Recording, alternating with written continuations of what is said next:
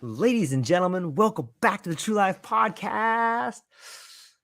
Depending on where you are, maybe it's evening, maybe it's morning, maybe it's the afternoon. Wherever it is, I hope the sun is shining or the world is treating you in a way in which you deserve. I hope that you realize that you are a miracle and that the world is conspiring to help you if you know where to look at. I've got a great show for you today.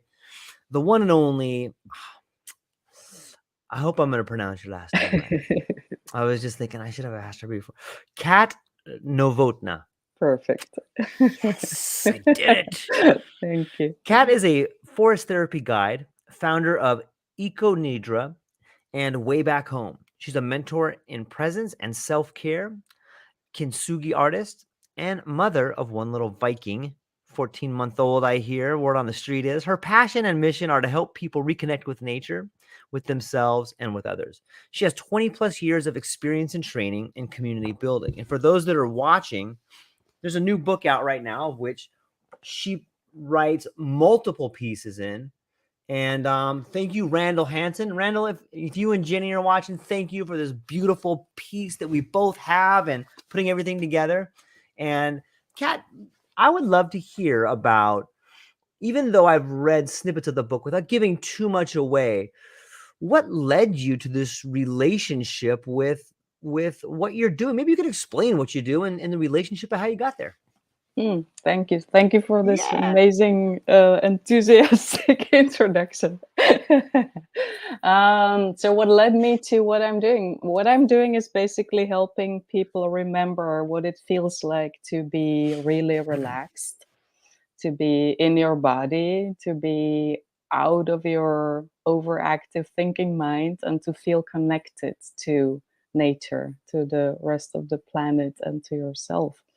And this can be done in different ways. There are so many ways to do that. And the two of them that I'm using are forest bathing and EcoNIDRA, which are both practices of nature connection.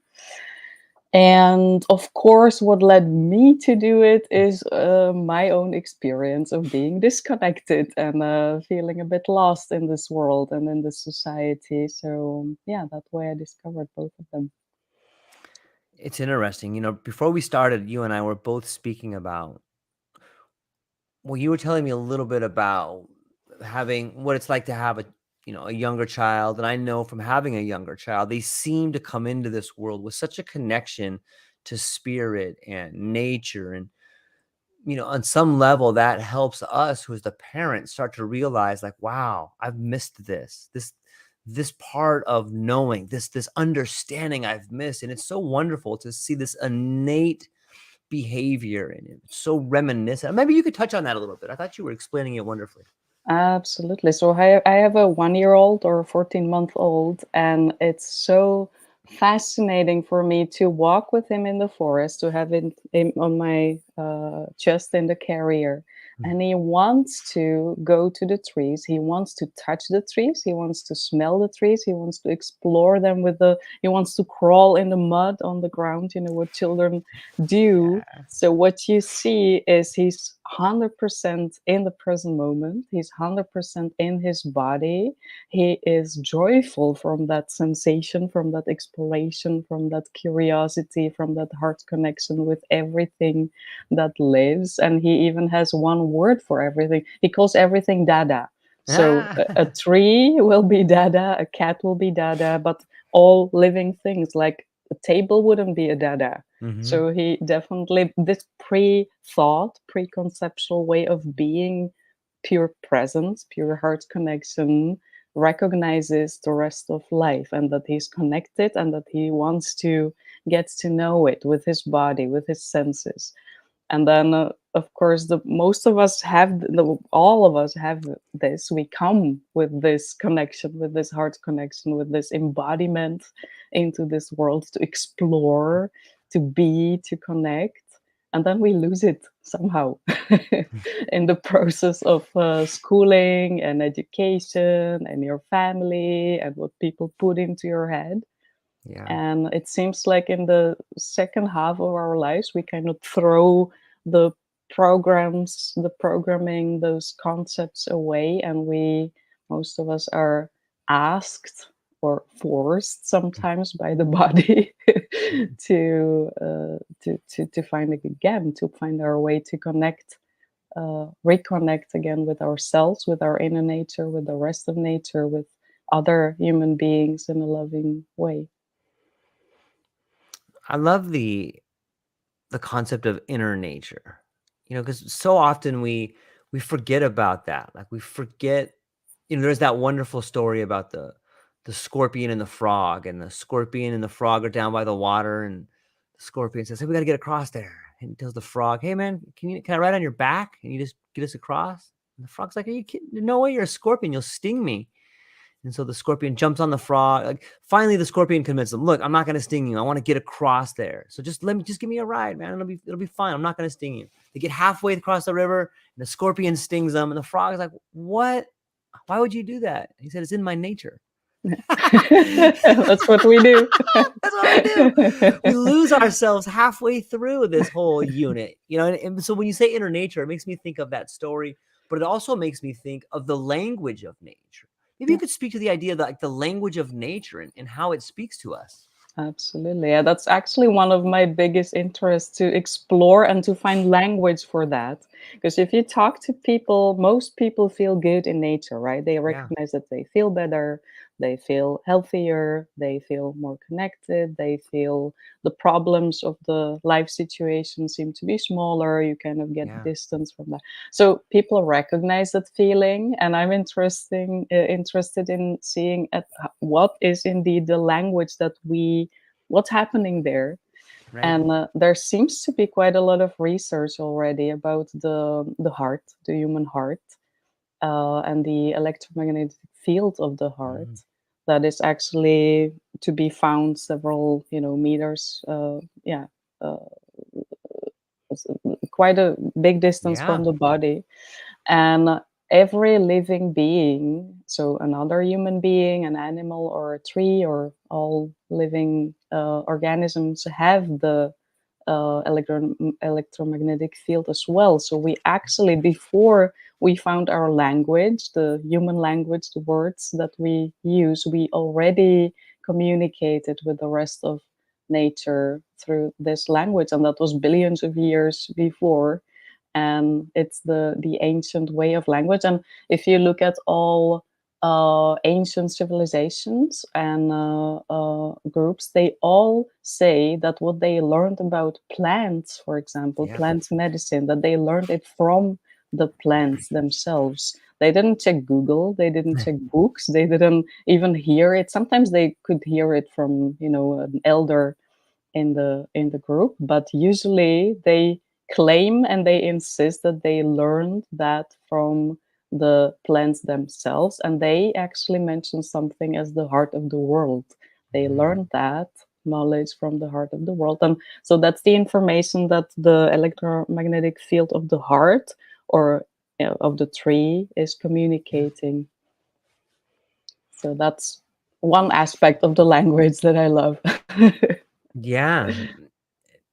And I know that you have experienced this, and I have experienced it, and I'm hopeful that some of my listeners haven't. But for those that haven't, like, there's something wonderful that happens when you find yourself in nature, and it's almost as if the answers are revealed to you, regardless of what your problem is. On some level, you could sit by a battered coastline and watch the way in which the waves roll up onto the shore.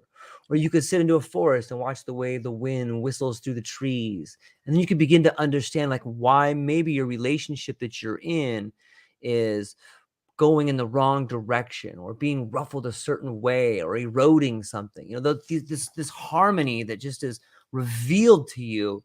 Yeah. It's nothing short of miraculous.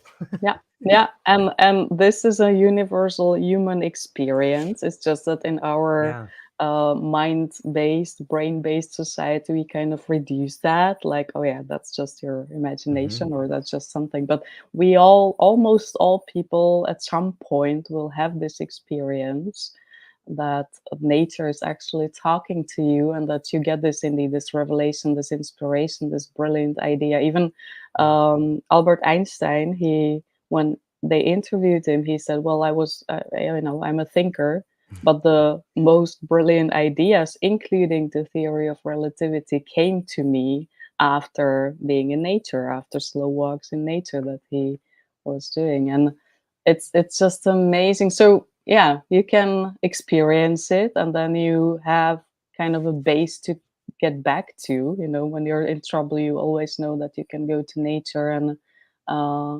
and ask nature for help. Yeah. Rest your system, because we can only receive those messages when we are rested enough.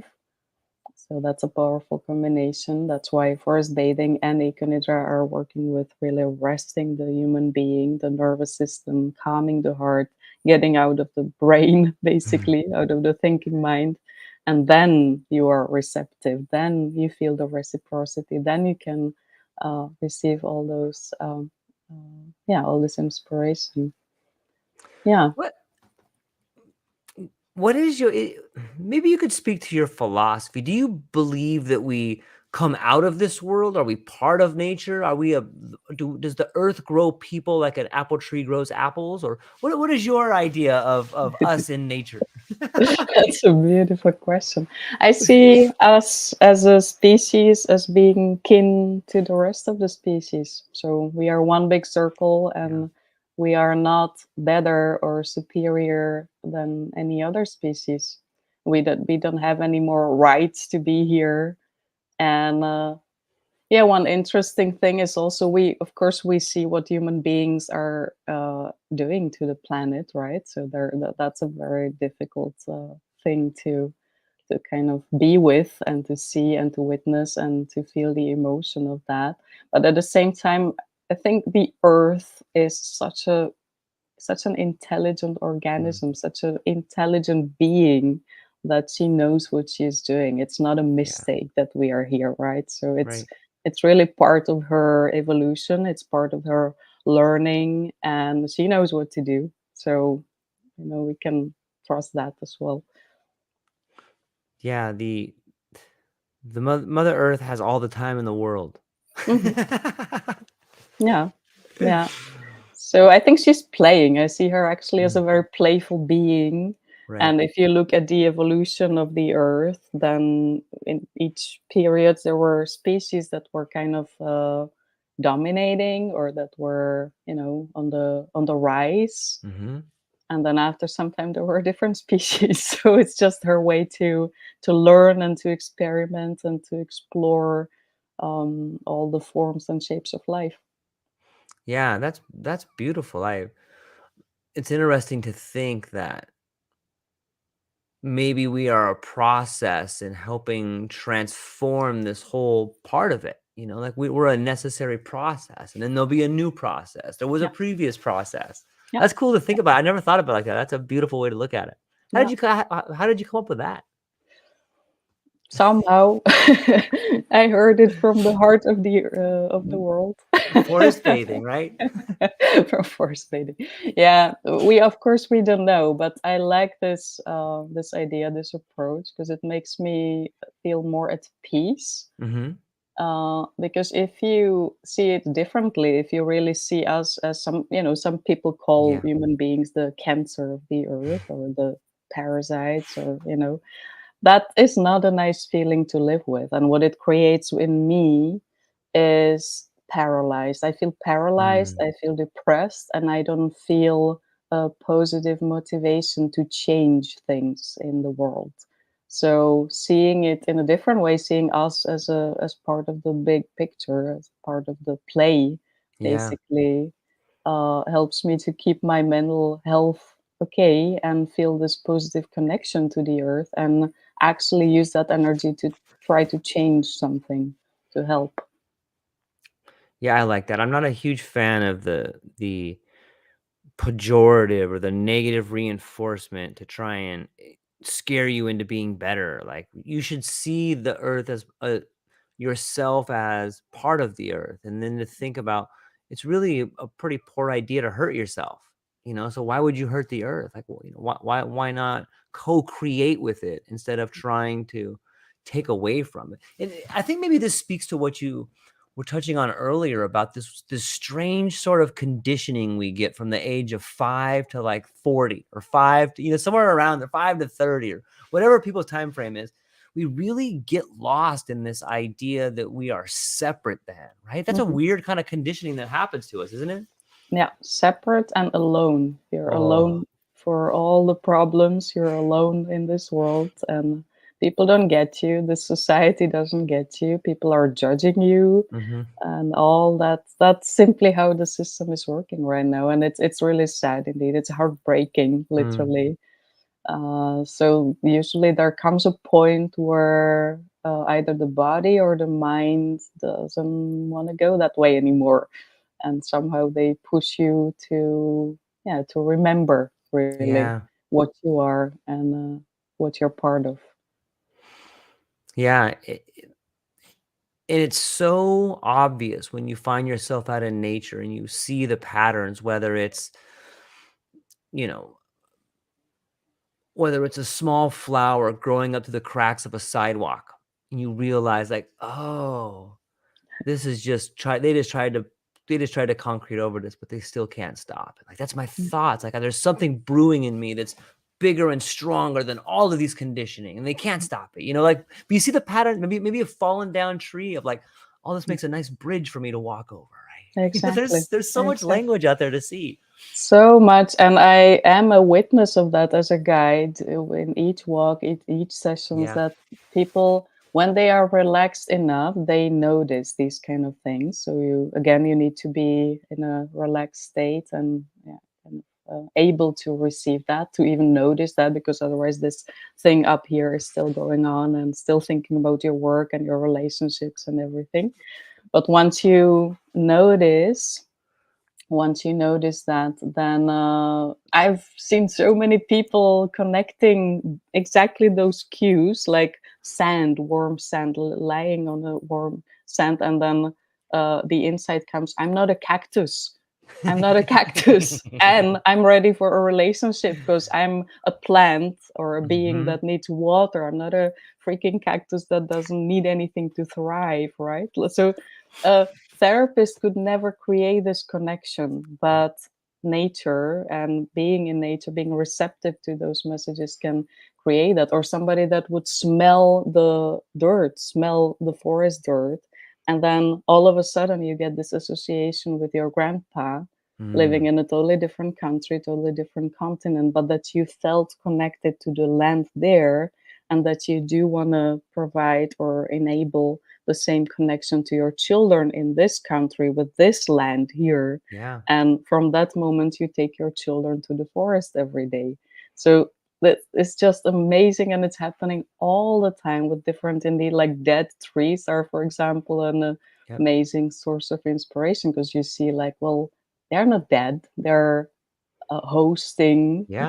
they're enabling so much life to Yep. continue and to take just a different shape, different form. Yeah. It speaks to the idea of, you know,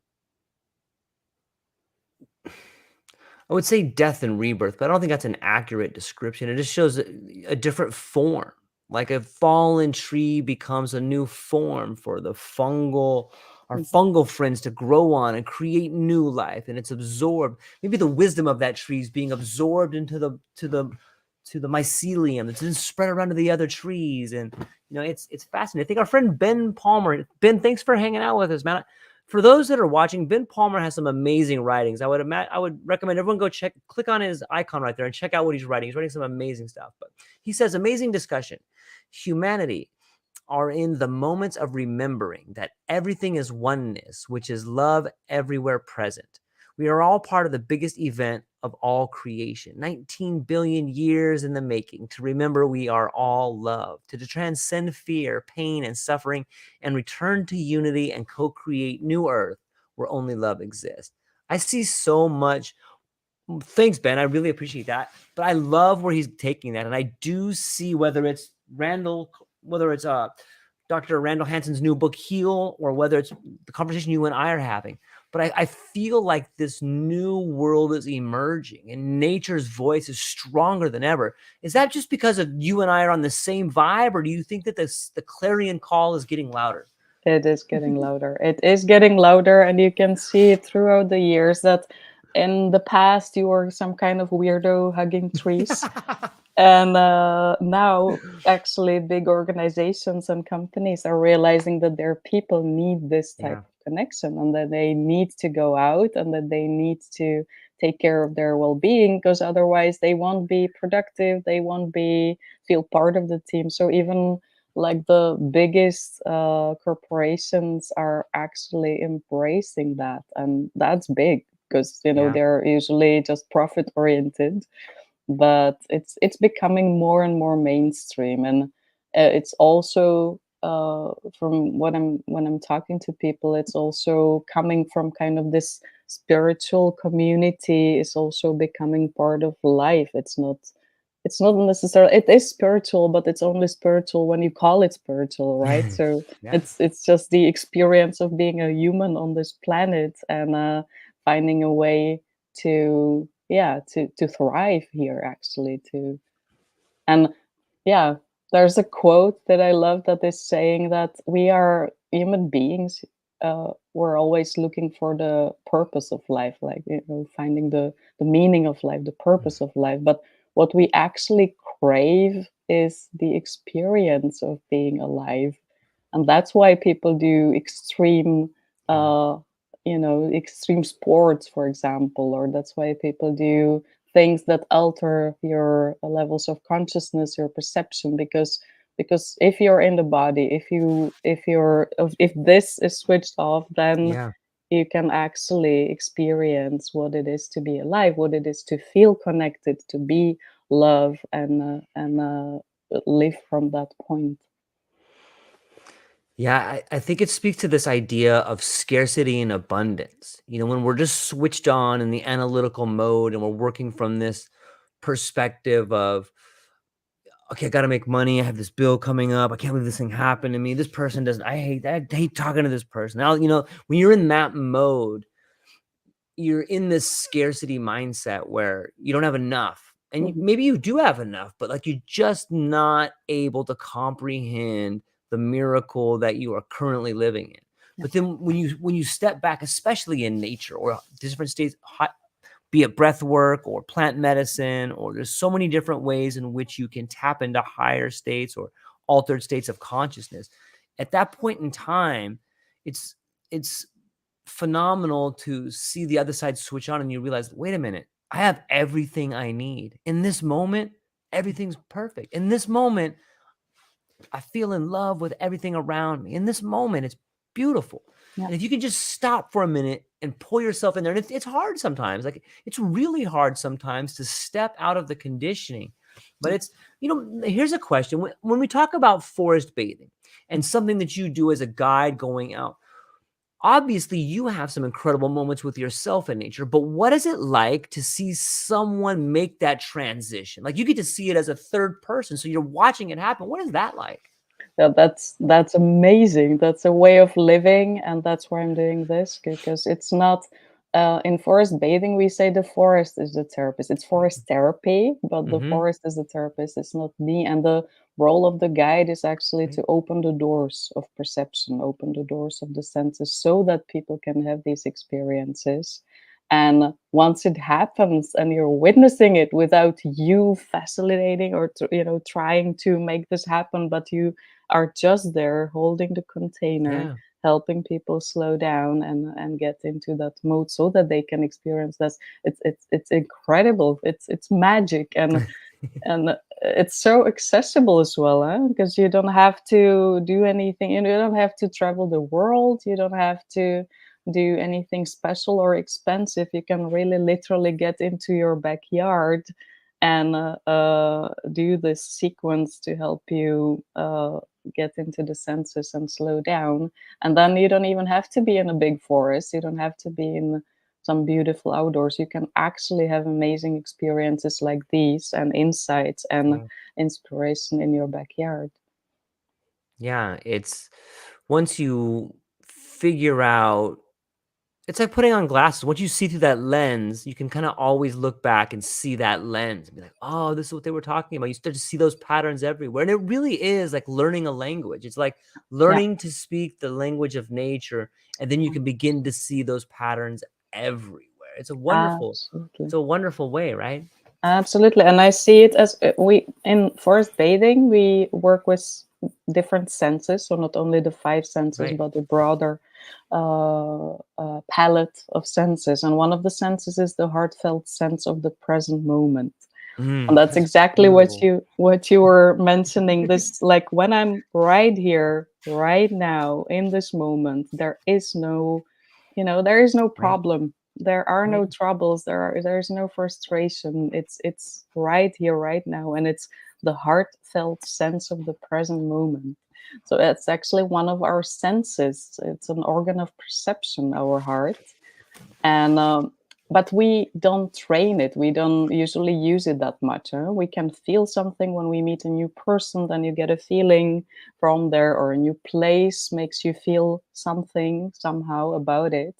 But we train this brain here, and we use the eyesight and the other Yeah. senses, but we don't use the heartfelt sense, the heart sense, that much. But you can awaken it very easily, because of course we have it, Yeah. our bodies have it. And once you awaken it, then that's what you mentioned, that you can train yourself. And like each time that you, because life happens, of course we Yeah. all have these frustrations and situations in life, but then you know that there's a place that you can always get back to. And it can be daily. You don't have to take a whole forest bathing session with a guide, which takes 3 hours usually, but you can use elements of this and reconnect instantly, because the heart is always with you, the body is with you, and nature. There's always nature. Like in the COVID lockdowns, we learned Mm. we were guiding people who were locked up in, on the 24th floor somewhere in a Mm. big city, and they were getting crazy, and they craved nature and connection, and that. But you always have the skies. You always can look at the clouds passing by. You can open the window and feel the air on your skin. You can feel the sunbeams. You can see some trees just moving in the wind. Yeah. And it's about that. It's about directing your attention to that, slowing down, and then you're there. Then you're in the heartfelt sense of the present moment. I love it. It's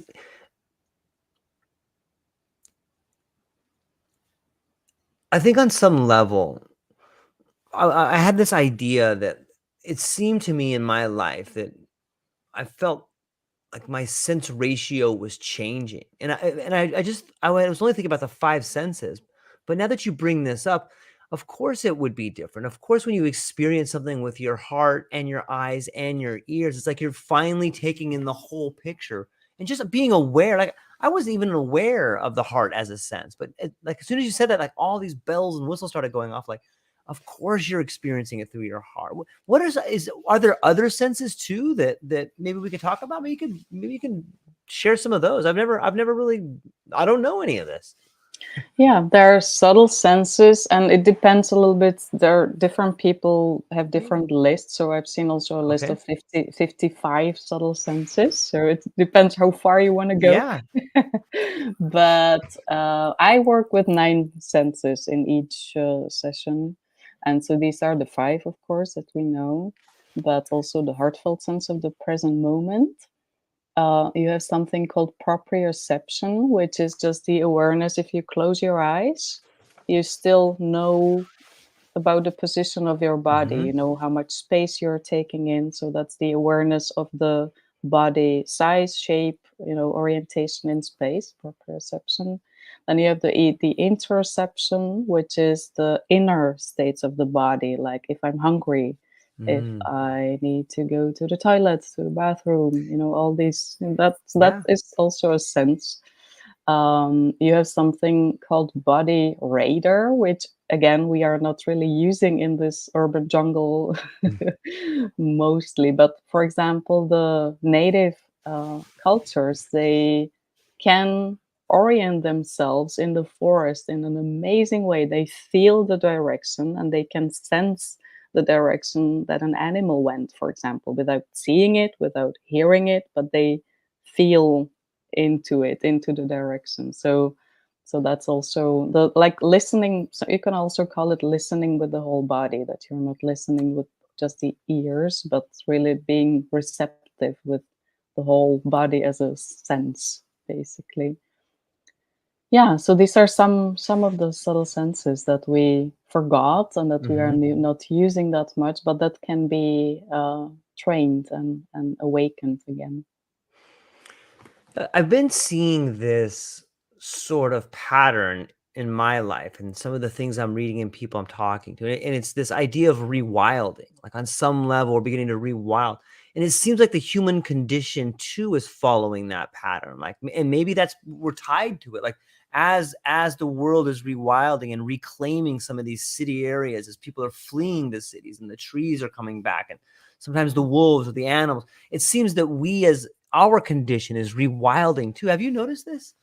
Yeah, yeah, and it's amazing to see that. That's connected to the other conversation that we just had about people, that it's not spirituality anymore. It's kind of part of the human experience, and in that way, you see more and more people bringing more and more nature into the indoor Yeah. spaces, into their surroundings, and taking like cold exposure and really, bringing the body back Yeah. to how it originally was meant to. Fasting is another way to reconnect with the innate wisdom of the body, and it's part of all the cultures, all the religions. Everyone was doing it in the past, and people are embracing it again. And at the same time, there's of course this other wave of people embracing artificial intelligence and a lot of technology. So to me, it seems like it's almost two parallel Mm.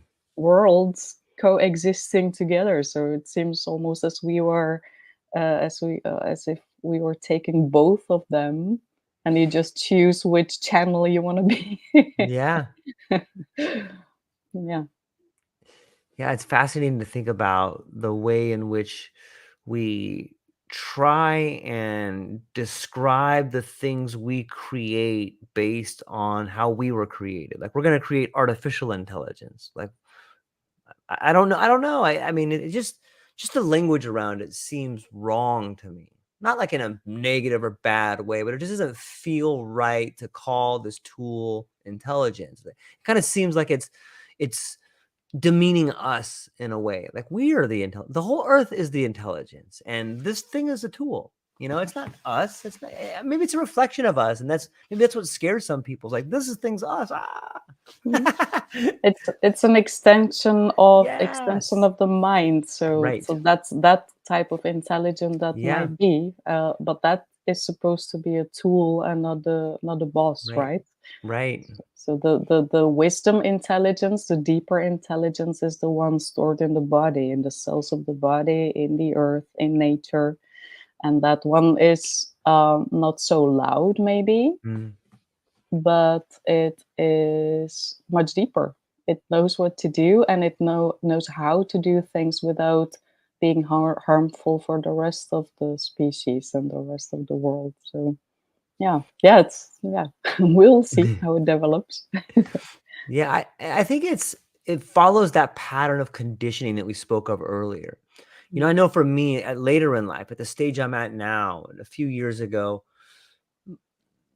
due to life itself, the voice of my heart began speaking to me. And maybe it always has, I just never listened to it. But it seems so odd to me, and I'm still working through this, and I've gotten so much better at it, like, of following my heart and listening to that voice and, you know, allowing myself to be pulled in the direction in which nature is calling to. But it's difficult at first because it's scary to let go. It's Yeah, scary to listen to that and be like, "Are you sure? You yeah, sure I should do that?" Like, Do you have any tips or tricks in how to be more aligned and balanced and listen to that voice? Yeah. Thank you for describing that, because that's the process that most people know, I think. And it is a process, and it's hard at the beginning Yes. because your ego is pulling you back from that. It's saying that you're being unreasonable and that it won't work and it's not possible and you're Mm-hmm. going to die. And but and also other people. So there can Yeah. be people in your family, people in your surroundings that are just worried about you. Yeah. And in Yeah. Totally. their perspective, you seem to be crazy by giving up that job and Yes.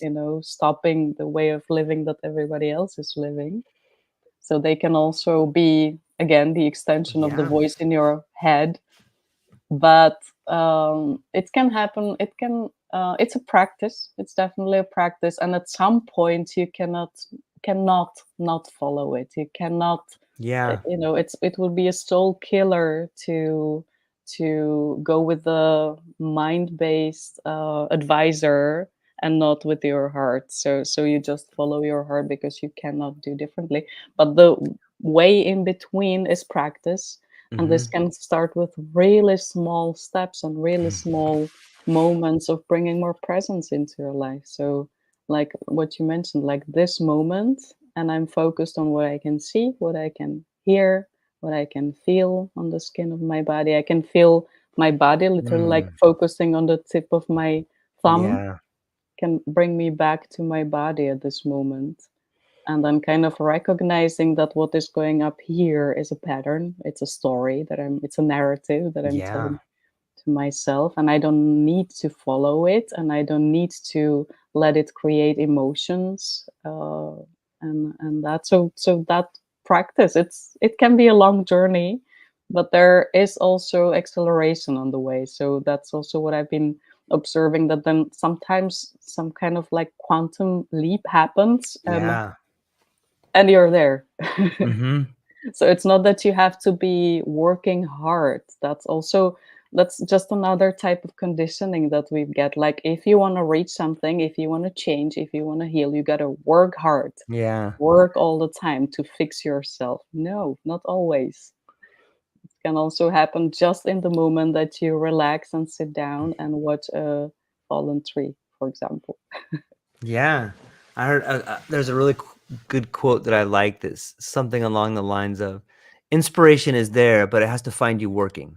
You know, it wants to see you work out. Okay, this person's working out. Let's help them out. A little back, a breeze at your back pushing you forward. Like it's Yeah, there, and it's just sometimes taking a moment to do the work. And I think that there's a force bigger than we can possibly imagine that is constantly on the lookout for people that are trying to create positive change in their life and others' life. And when it finds you, it tests you. And it's like, okay, you passed. Time to come over here now. You did it. Congratulations. And that force is always there for people. And yeah, it's waiting for you to have the courage to recognize it and it in yourself. And once you do that, then that for me, that's how that voice in my heart began to sing to me on a level that was so wonderful that it made me want to continue to follow it. And it does grow stronger, and it does become a point where, okay, I can't not follow it now. And it's yeah, still, and sometimes the directions are even scarier, but it's like, well, it was right last time. It was right last time, and pretty soon you build this playful confidence with like, okay, are you sure? Okay, let's do it. It's a yeah. wonderful way to live your life. And It it's is. inspiring too. When I see other people that do it, it's like, oh man, it's so wonderful. How do they do that? And you talk to them and they give you these cool tips and trips, like the stuff that you're giving me now. And Yeah. it's a beautiful language. And you can see it actually in somebody's body language. These eyes when somebody when people are really doing what their passion is, or Right. a dancer that is the dance, and that is all totally the Yep. whole being is in the body movement. And so that can also, yeah, that these people are great teachers, and I call them frequency holders, I because love that. they they kind of, yeah, that's what they do. And some of them Right. are pretty loud, so they can inspire many people, and some of them are pretty silent. So, like, for example, artists that are Mm, totally in the flow, of the present moment when they are creating, but they do not feel the need to kind of be public about it. But they are also frequency holders because they are the ones that are aligned with the present moment and with the deeper wisdom. And there are some authors that are calling this the earth dreaming. The earth is dreaming and knows exactly what is needed at this point of time. And then some human beings, as we Yeah. crack open, then the light gets in and we hear the earth dreaming. And once we align with that and we follow that, then the earth is actually helping you on the way. So then all kinds of synchronicities and all kinds of like, things that are helping that you could have never imagined are happening. It makes me think, especially after this book that Randall and everybody contributed to so much. Sometimes I think that is the purpose of trauma, is to break us open so that we can learn from this. And like there's something thinks you're strong enough, it's time. It's time to break so that you can grow. Yeah. What do you think about trauma and letting the light? I mean, you can speak more to that. Yeah, exactly what you're saying. I think it's that crack. That's also a quote. There's a crack in everything. That's how the light gets in, and that's the crack. Yeah, and some people need just a little crack, and then all the light gets in, and some souls need a bigger crack or even more cracks, a proper one. But in the suffering seems to be the healing, and in the suffering there's the wisdom, and it kind of breaks. Because if we are happy all the time and there are no challenges, there is no growth, and you won't change anything. Because why would we? Put energy into finding connections and changing things if we feel happy with everything? So, yeah. It's interesting. I find myself and other people that I speak to sometimes talking about tragedies or traumas, just holding the idea that this is necessary is sometimes enough for me to get through those times. Like, this is necessary. This is a catalyst to help get you to the point. Like, you start looking at nature, whether it's the consumption of a caterpillar is necessary to change its form, or the snake crawling into the rough patch of dirt in the open to shed its skin, like all these crazy things that you have to go through. The signs are all there.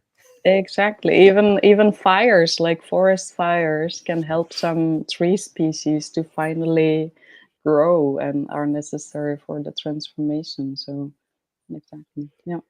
Yeah. And maybe that's where we get into trouble sometimes too, is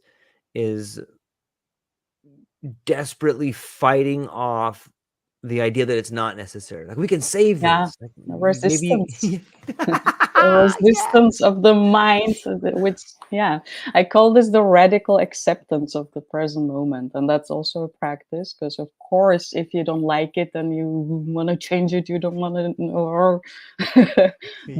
But that's the art of life, is to accept that as what you said, as a necessary part of my path, as something that you can actually learn to embrace, even if it sounds crazy at first, like being sick, being miserable.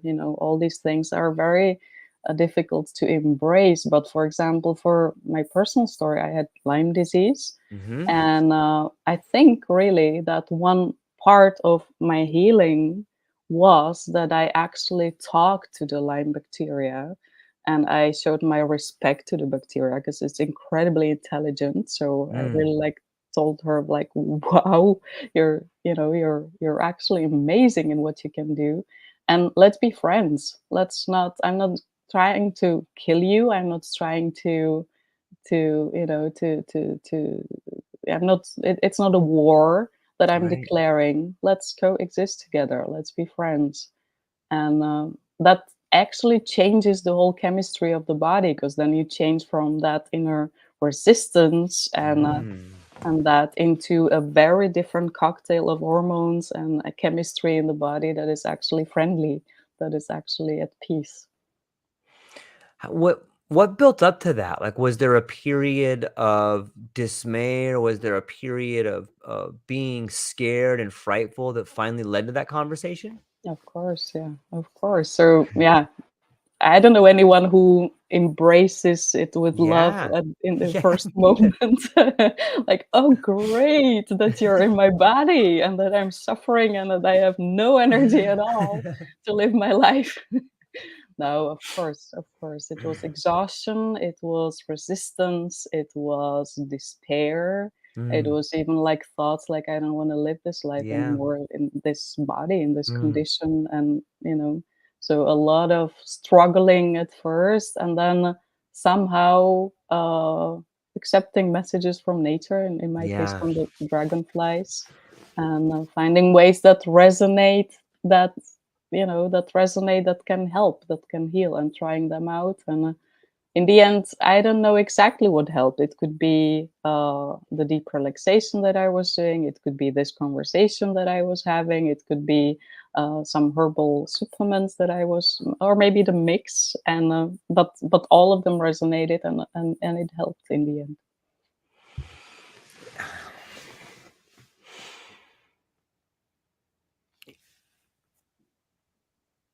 I think on some level, I know I've found myself in situations where I've said similar things, and I know other people that have. And probably, if we're being honest, everybody goes through the dark night of their soul. They get to a point where, like, I don't know if I want to be here anymore. Maybe they Mm, say it, maybe they don't mean it when they say it. Maybe some people do mean it when they say it. But on some level, I think about how profound that is, because it's teaching you, I really, maybe what's really happening is I don't want to be this type of person anymore. I don't want to yeah, be this anymore. Not yeah, necessarily that you want to leave, but like that's the ultimate, that's the ultimate admission that you're going to change, right? Like when you get to that point. yeah, exactly. It's I don't want, if this is if this is the way that I should be here for the rest of my life, I don't want that. That is kind of Yeah. the so Yeah. either we change or we leave, but then the suffering, the resistance is so big that that has to change something, something has to happen at that point. So yeah.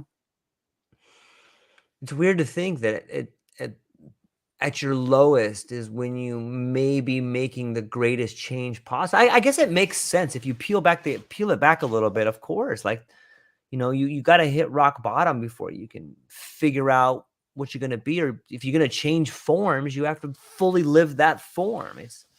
I don't know. It's kind of esoteric, but I think that that's sort of the language of nature is esoteric. It's symbolic. It's more. It comes to the heart and the eyes, and Yeah. yeah, Well, you mentioned the caterpillar. That's such a great example. Like, I can yeah, totally imagine being a caterpillar and not wanting this anymore. yeah, yeah. Or a dragonfly is actually a being that spends years in the mud. And so literally in the mud, like metaphorically speaking, you're in the mud. It's dark. It's there is nothing beautiful about it, and you're stuck there. Mm, And but during that time, laying and rolling in the mud, the wings, the beautiful wings, are growing, and the caterpillar of the dragonfly doesn't know about that. yeah. So one day it simply has the wings and can fly and is beautiful and it has all the freedom. And it all happened down there in the mud because it was a necessary process. And it doesn't know. It's not like someone will tell you, well, okay, you just need to lay down in the mud and grow your wings, and then you'll Right. be amazing. Yeah. Mm. Yeah. The one that spoke to me over the last few years was I have a vine. It's a it is a there's a I have a really cool, I have a small backyard, but it's all these cool trees and plants, and I have this vine that crawls up this tree, and I remember sitting out there and just thinking, like, how does it know to climb that far up that tree and then produce this flower at a 47-degree angle on August 4th at 3:21 p.m. and produce it? Like, it knows. There's this inner intelligence. And I'll never forget thinking about that and then going, That's what's happening to me right now. That's happening to me. No wonder I feel the drive. Like I'm crawling up the tree. I'm producing the flower. I am that flower. And then when you realize that resonance of like, oh my God, it's talking to me, right? It's showing me, you feel like the earth is just giving you a big hug. Like you figured it out, man. You figured it out. It's Yeah. like, I'm part of this thing, there's all the secrets right there in front of me and it's being revealed to me and all these things. Absolutely. It's so beautiful to think of.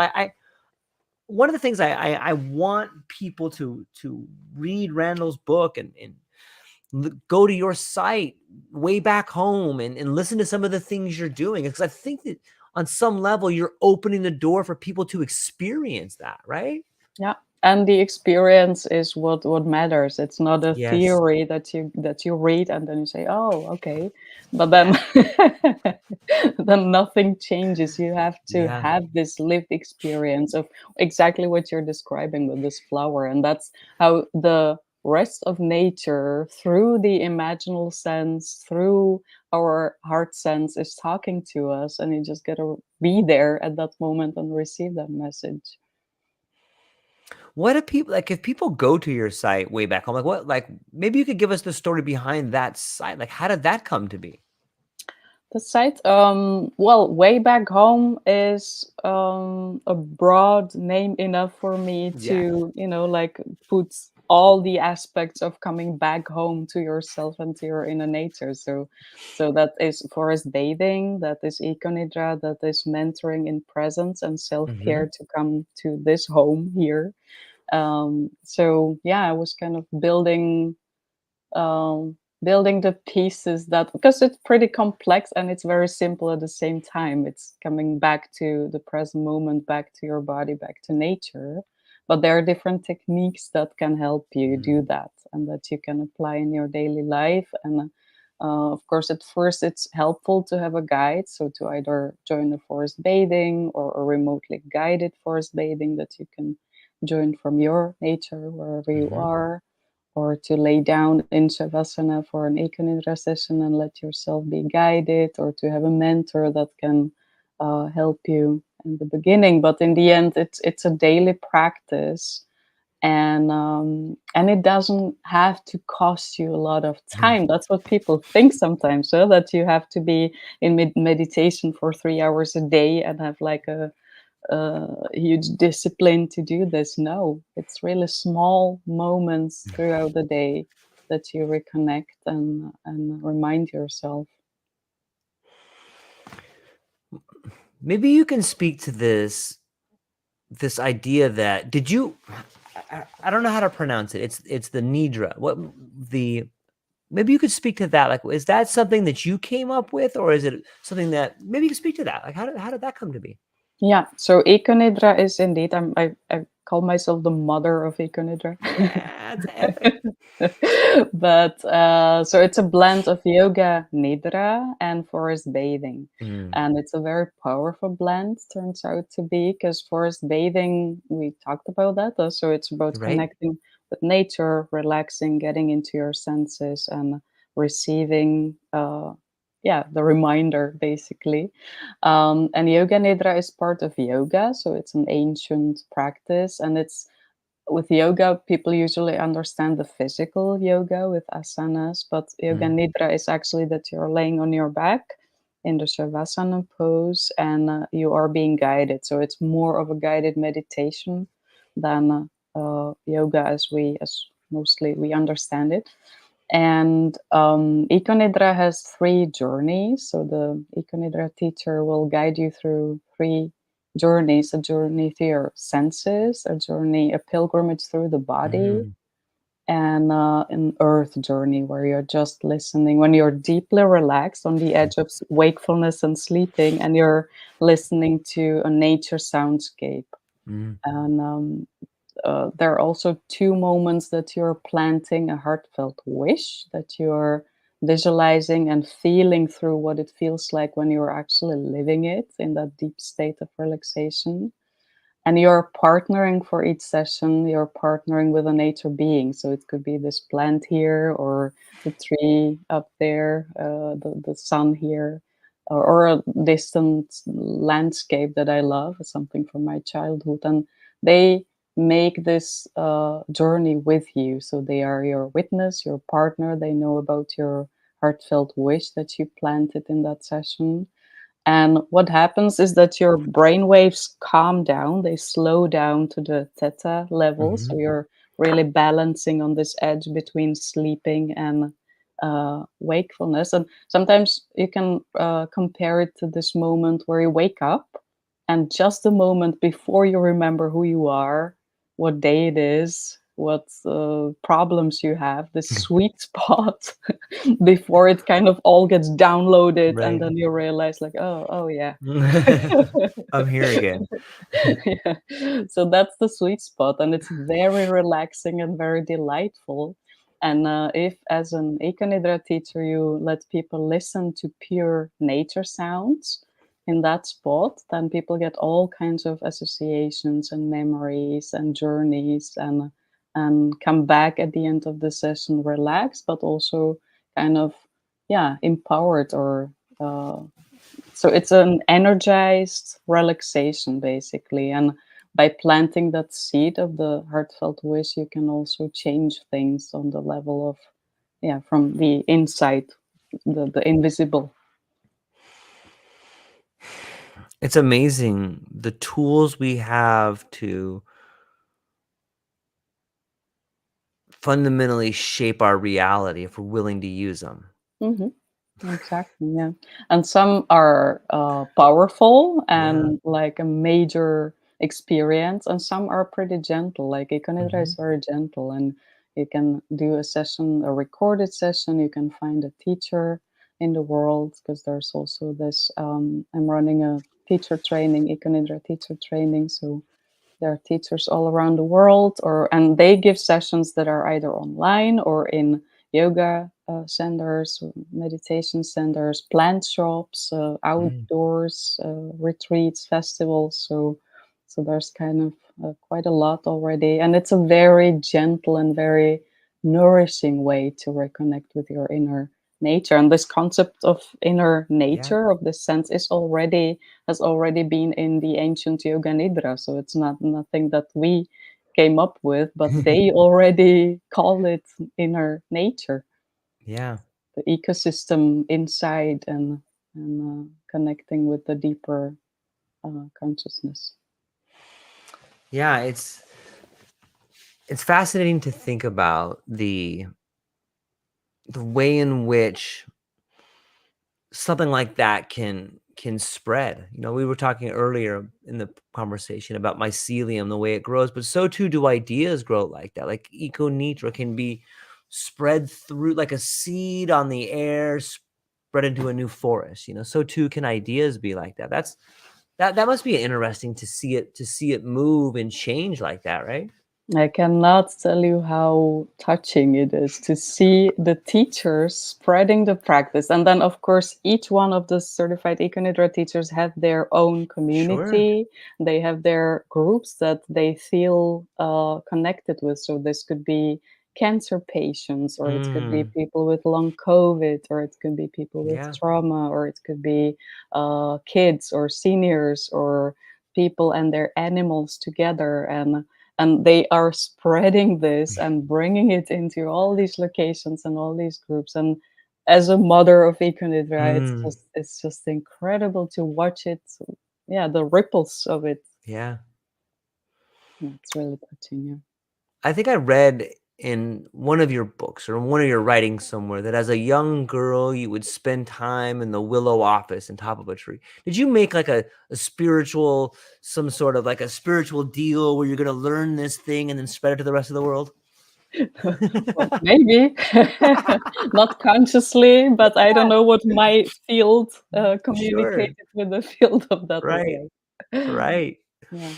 Some dragonfly and you made a deal on top of a tree when you were 4. Like, okay, we're gonna do this thing with your imaginary friends and like we're gonna create this worldwide thing. It's kind of beautiful to think about. Absolutely. Yeah, that's a nice one. And then you forget for 20 Of years, course. and Yeah. then you remember. Oh, it comes to you in a dream later. Or it comes to you in the drawing of your son when he's 5. Hey, mom, I drew this picture of you up here in this tree. It happened. Yeah, that's beautiful. And yeah, it makes me think of they call it the pregnant point, right? It's like Mhm. I think psychologists use this image that they show you that seems to be like just a few black spots on the Mhm. paper. But then at some point, you realize that you're actually seeing a giraffe, for example. Mhm. So there is a turning point, which they call the pregnant point, when you Mm. see like, oh, meaning in Yeah. this, and then from that moment you can never not see the giraffe again. It's never going to be the random mixture of spots on paper. And that's kind of what's happening when you mentioned the flower or the vine on the Yeah. tree, right? So that's like, oh, Yep. and that's the pregnant point, and I will never forget it. It's a story that is alive in your body because you saw it, you felt it at the Mhm. moment. And from that moment, it makes sense. And then each time you see it again, you're going to remember this message that it gave you. Yeah, and it becomes a point in which the conversation continues. Now I see the aspects of different plants. There's a great book by Jeremy Narby where he's a like a I for- an individual who goes down and learns from the indigenous tribe about their wisdom in the plants, and there's a term for that, but I can't think of the name of it. And he tells this story in his book about going down to South America and spending time with this indigenous people, him and a group of people. And the people there began telling him, like, oh, we've learned all this because the plants told us. And a large portion of that group was like, okay, we're checking out of here. These people talk to the plants, we're leaving. But he stayed and he listened and he learned. And they showed him, like, let me show you how the plants talk to us. And he's like, okay, please show me. And they were walking way out and they showed him this snake. And one of the elders said, this snake, if it bites you, will kill you in a day. The venom is so poisonous. And they showed him the snake, and the snake was a green oval head with 2 white dots on it. And he goes, but look over here. You see, if you get bit by this snake, then this plant over here has the anti-venom. Mm. And the plant has the leaf of the plant is shaped exactly like the head of the snake, and it has 2 white diamonds in the same spot. He's like, you can see the plant talking to us. But so far, people in the West with a closed mind go, hey, plants can't talk to you. But if you just take a moment to listen to what the plant is telling you, or the people that understand how to talk to the plant, yeah, it's totally talking to you. And you can talk to that plant if you spend enough time in nature. You Yeah. can go and see the way in which the insects are mining the leaves and being like, oh, this is what we're doing to the planet. I see. Got it. Yeah. Hey, thanks for sharing that with me. It's like, it's Yeah. all right there. Yeah, exactly. It's right there, and it's just about calming this Yeah. in this brain up here, the thinking mind, so that it's not blocking it. It's not Yeah. blocking the receptors for that. Yep. Yeah. Yeah. It's there for all of us to take part of. And it's so democratizing to see, like, the answers are there for everybody. If you're just willing to listen and take time and maybe be willing to be called crazy. You have to be willing to have that happen to you, right? Yeah, and that's part of the process. So that's, like walking barefoot, right? People Yeah. actually secretly love it, many people, but they are kind of scared of being judged or being seen as crazy, so they don't do it. And I have many people who then joined a group, and then they say, oh, so I'm not alone, I'm not the only one. People actually do like this. And it's actually, from a point of view, it's crazy to have plastic shoes on your feet all the time and blocking this way that the earth is actually harmonizing your body and bringing things into balance and communicating. So yeah, but yeah, you're woo woo, you're a tree hugger, you're crazy, you're rewilded, or in the process of Yeah. rewilding. Yeah. Yeah. It's beautiful to think of. Kat, I love talking to you. This is really fun. Yeah, And I I'm looking forward to maybe having more conversations, and maybe we get a panel together and have more voices in the tent and coming up with more absolutely. ideas. That would be a great time. But before I let you go, where can people find you? What do you have coming up and what are you excited about? Thank you. Yeah, so that's a great idea. So let's do this. Yeah. Yeah, so you mentioned Way Back Home. So that's Hmm. wayback.home.info, which is my like an umbrella for Okay. all the practices and ways to get in touch and to get back home. But you can also people can also go to econidra.com, which is specifically about econidra and where you can find all the teachers around the world. So maybe there's a teacher close to you and you can join their session. You can Hmm. also do the econidra teacher training if you feel the calling to become the voice that reconnects people and the earth. And yeah, many exciting things coming. So the teacher training is, for example, being prepared to be in different languages. There are my dragonflies, my certified econidra teachers are translating the training into Spanish and Dutch and different languages. So yeah, things are coming up, and please feel free to connect. Always happy to connect. Yeah, I would encourage everybody that's listening to this, whether you're watching us live this evening or this morning or wherever you are, or maybe you're listening to the podcast and you're getting curious and you want to find your way back home. Go down to the show notes, click on the link, reach out to Kat, check her out in the new book by Randall Hansen. For those Yeah. looking, that's what it looks like here. She's got an amazing multiple parts in the book that explain her story, how she kind of figured things out a little bit. And on top of that, she's got some great insights into the modalities that she helps train people with. So I would point people towards that. The links will be in the show notes down there. And Kat, hang on briefly afterwards. I'll speak to you briefly. But to everyone that hung out with us today, I think our friend Shane Smith here sums it up beautiful by using the word brilliant. Thank you, Shane. Thank you, Ben. And thank you to everybody who got to play a part with us today. That's all we got, ladies and gentlemen. Aloha. Thank you.